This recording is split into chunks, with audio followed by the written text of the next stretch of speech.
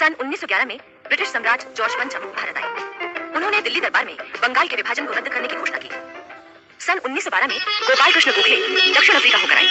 उन्होंने दक्षिण अफ्रीका में भारतीयों पर होने वाले अत्याचारों की चर्चा बड़े विस्तार से कांग्रेस अधिवेशन में की। इसके साथ ही उन्होंने इन अत्याचारों के खिलाफ निंदा प्रस्ताव भी पारित कराया। सन 1913 में सैन फ्रांसिस्को में एक सम्मेलन आयोजित किया गया था। इंडियन एसोसिएशन की नींव रखी गई और सन 1857 के गदर की स्मृति में गदर नामक पत्रिका का प्रकाशन हिंदी, उर्दू, मराठी और गुरुमुखी में शुरू हुआ। इसी गदर पत्रिका के नाम के कारण बाद में इंडियन एसोसिएशन का नाम गदर पार्टी हो गया। लाला हरदयाल ने इस पार्टी के लिए बहुत काम किया। वो गदर पार्टी के मंत्री चुने गए और सोहन सिंह भाभना उसके अध्यक्ष। सन 1914 में कई महत्वपूर्ण घटनाएं हुई। सबसे महत्वपूर्ण घटना थी प्रथम विश्व युद्ध का आरंभ। जर्मनी, फ्रांस, रूस, बेल्जियम, इटली, अमेरिका, जापान आदि अनेक देश इस विश्व युद्ध में टूट पड़े थे। इंग्लैंड भी इस युद्ध में शामिल हुआ और इस कारण युद्ध का असर भारत पर भी आया। देश के अनेक नेता इस अवसर पर ब्रिटिश शासन की मदद करने की बात कर रहे थे। दादा भाई नौरोजी, मदन मोहन मालवीय आदि अनेक नेताओं का कहना था कि अगर इंग्लैंड इस युद्ध में हार गया तो हम मुसीबत में पड़ जाएंगे।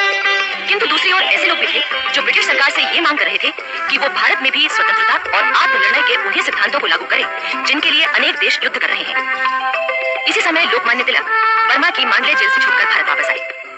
एक आयरिश महिला एनी बेसेंट ने भी इन्हीं दिनों भारतीय राजनीति में प्रवेश किया। श्रीमती एनी बेसेंट बड़े ही स्वतंत्र विचारों वाली महिला थी। भारत आने से पूर्व इंग्लैंड में उन्होंने रूढ़ियों और अंधविश्वासों को तोड़ने के लिए जबरदस्त संघर्ष किया था। उन्होंने मजदूरों के लिए भी आंदोलन चलाया था और भारत तथा आयरलैंड के स्वतंत्रता आंदोलन का समर्थन किया था। 1882 में उनके जीवन में एक महत्वपूर्ण मोड़ आया। थियोसॉफिकल सोसाइटी की संस्थापक मैडम ब्लेवेट्स्की से एनी बेसेंट की मुलाकात हुई और वो उसमें शामिल हो गई। मैडम ब्लेवेट्स्की की मृत्यु के बाद एनी बेसेंट ही थियोसॉफिकल सोसाइटी की प्रमुख बनी। सन 1893 में श्रीमती एनी बेसेंट भारत आई।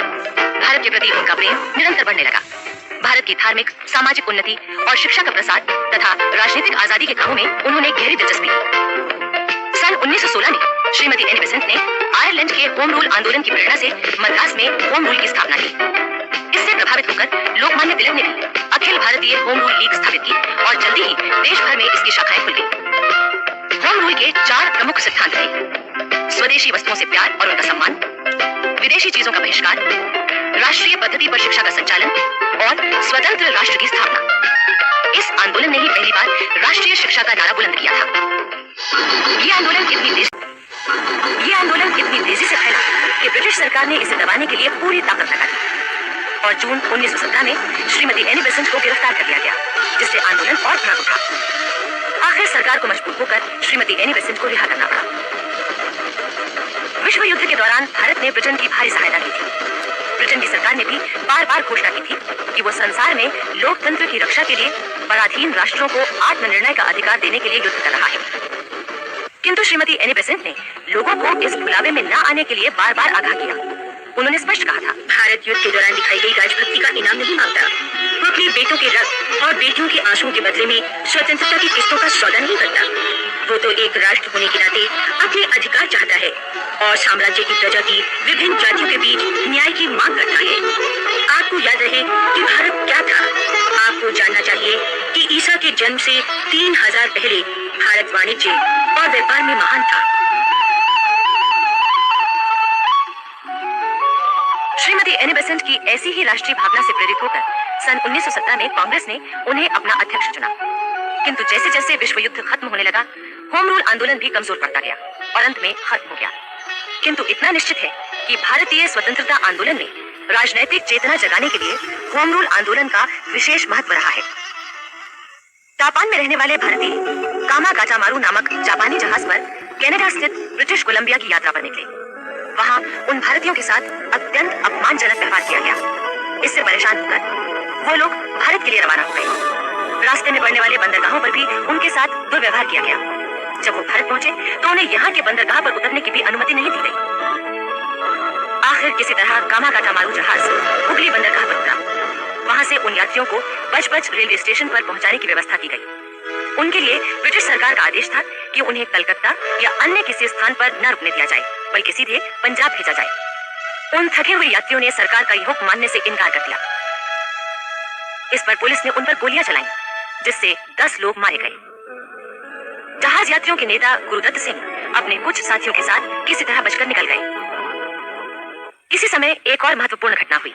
ये थी दक्षिण अफ्रीका से मोहनदास करमचंद गांधी का भारत आगमन। गांधी जी के इस आगमन के बारे में पंडित जवाहरलाल नेहरू ने कहा था, गांधी जी हवा की उस तेज झोंके की तरह आए जिसने हमारे लिए इस खुली हवा में सांस लेना संभव बनाया।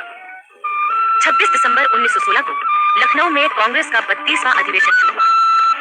इस समय तक गोपाल कृष्ण गोखले, दादा भाई नौरोजी और फिरोज शाह मेहता की मृत्यु हो जाने के कारण कांग्रेस की बागडोर नरम दल के हाथों में ढीली पड़ चुकी थी।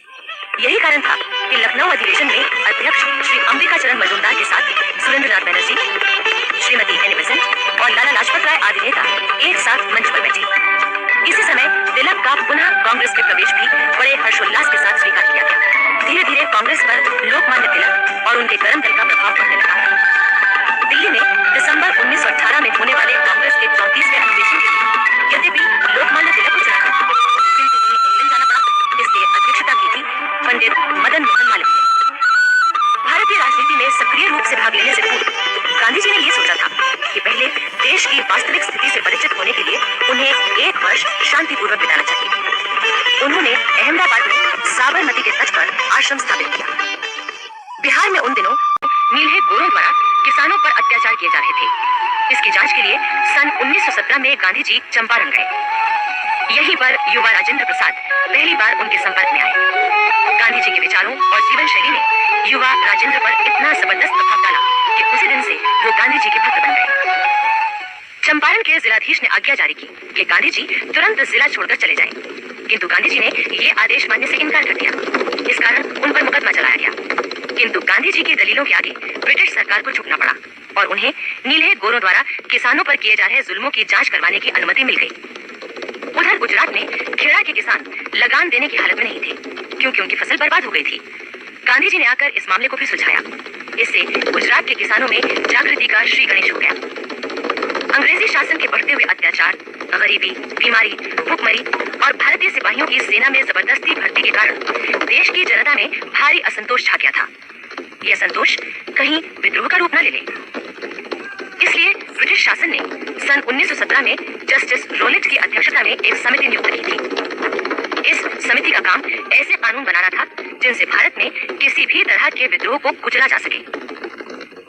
समिति के सुझावों के आधार पर फरवरी 1919 में विधान परिषद के सामने 2 विधेयक रखे गए। इन दोनों विधेयकों के खिलाफ देश भर में असंतोष फैल गया। इसके बावजूद भी एक विधेयक पारित कर दिया गया, जो रोलेट एक्ट के नाम से मशहूर हुआ। इस अधिनियम के अंतर्गत देश में आंतरिक शांति बनाए रखने के बहाने अंग्रेज सरकार जिसको चाहे जब तक चाहे बिना मुकदमा आदि चलाए जेल में बंद करके रख सकती थी। सारे देश में इस कानून के खिलाफ आंदोलन छिड़ गया। इसे काला कानून कहा गया। गांधी जी इसी समय पहली बार भारतीय राजनीति में खुलकर ब्रिटिश शासन के खिलाफ होकर सामने आए और उन्होंने जनता से अपील की कि 6 अप्रैल को देश भर में हड़ताल की जाए, रोलेट एक्ट पास करने के खिलाफ शोक दिवस मनाया जाए। गांधी जी ने वायसरॉय को स्पष्ट लिखा था कि उनके मार्ग में हिंसा का कोई महत्व नहीं है। इस सत्याग्रह अभियान का उद्देश्य राजनीति में क्रांतिकारी परिवर्तन और मनुष्य की नैतिक शक्ति की प्रतिष्ठा करना है। 6 अप्रैल को सारे भारत में एक कोने से दूसरे कोने तक हड़ताल हुई। बंबई में समुद्र के किनारे चौपाटी पर बहुत बड़ी भीड़ इकट्ठा हो गई। गांधी जी उस भीड़ में थे और सरोजनी नायडू उनके साथ थी। गांधी जी की जिन पुस्तकों पर अंग्रेज सरकार ने प्रतिबंध लगाया था वो वहां खुलेआम बेची गई और अंग्रेज अधिकारी परेशान खड़े देखते रहे। देश के अन्य शहरों की तरह अमृतसर में भी 6 अप्रैल 1919 को हड़ताल हुई। 10 अप्रैल को डॉक्टर सत्यपाल और डॉक्टर किचलू की गिरफ्तारी के प्रति विरोध प्रदर्शित करने के लिए शांतिपूर्ण जुलूस निकला। इस पर अंग्रेज सिपाहियों ने गोली चलाकर कुछ निहत्थे लोगों को मार दिया। 13 अप्रैल 1919 को जलियांवाला बाग में एक विशाल सभा का आयोजन हुआ। सभा का मैदान चारों ओर से मकानों की ऊंची ऊंची दीवारों से घिरा था। केवल एक सकरा रास्ता था जिस पर ब्रिटिश सेना के कमांडर जनरल डायर ने फौज लगा दी। जब सभा चल रही थी तो जनरल डायर ने बिना किसी चेतावनी के सभा में आए लोगों पर अंधाधुंध गोलियां बरसाने का आदेश दे दिया। जलियांवाला बाग में लाशों के अंबार लग गए। इस क्रूर हत्याकांड के विरोध में न सिर्फ भारत का चप्पा चप्पा प्रभावित हुआ बल्कि ब्रिटिश पार्लियामेंट तक ही पहुंची थी। इसके बाद तो राष्ट्रीय आंदोलन का रुख ही बदल गया। अंग्रेजों की न्यायप्रियता के प्रति गांधी जी तक का विश्वास टूट गया और वो सहयोग से असहयोग की ओर बढ़ चले।